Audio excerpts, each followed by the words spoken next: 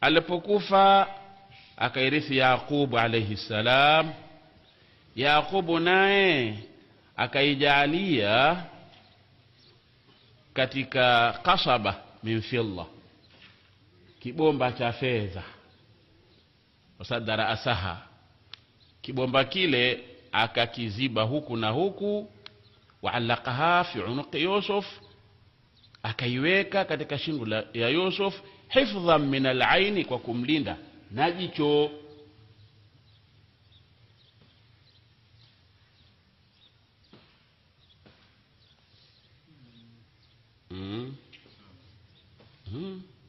Lazima tutie nanga kidogo hapo.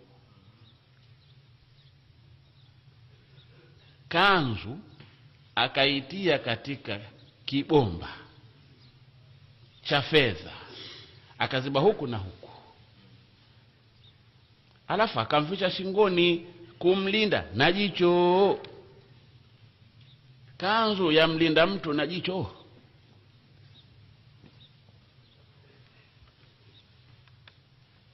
Mambo yote si ya Mungu jamani. Sasa hiyo shiriki ni ipi kama si hii?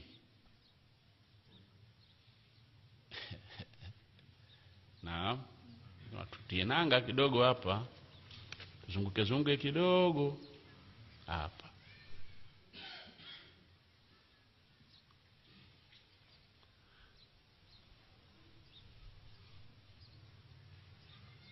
Mpo?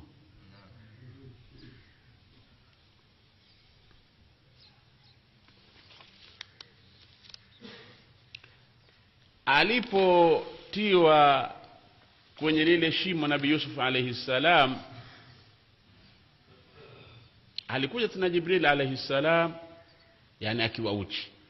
Alikuja tena Jibril akamtolea ile kanzu katika kile kibomba, akamvisha. Hiyo kanzu ambayo kwenye hicho kibomba ilikuwa ndio hirizi yake. Tuko hapo sasa.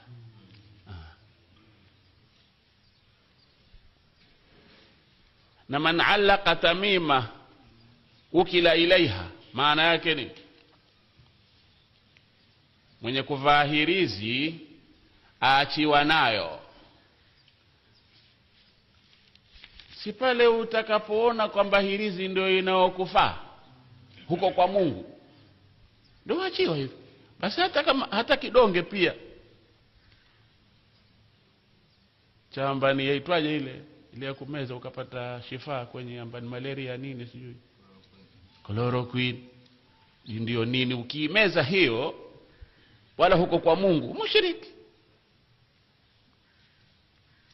Si nzima tu, si hirizi tu. Na halafu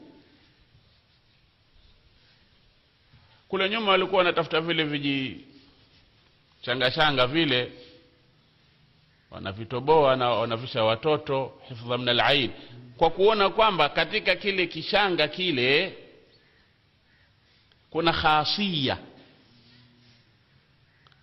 khasia ni kitu kilicho katika madini ile au kingine, kama vile almasi kukata nini kio. Sasa iliyokata ni almasi au ni Mungu?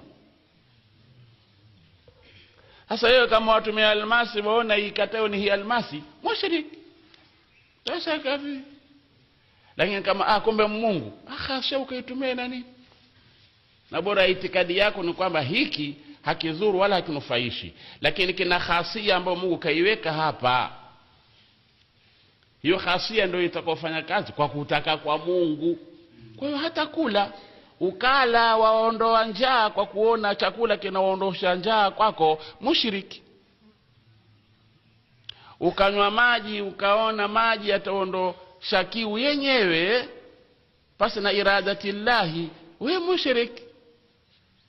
Sasa mbona basi yakhusishwa kwenye maanzima tu huko nako? Je, tozogoma kweli nzima, watu nzima wale mushrikina wale, kwani pana nini hapo?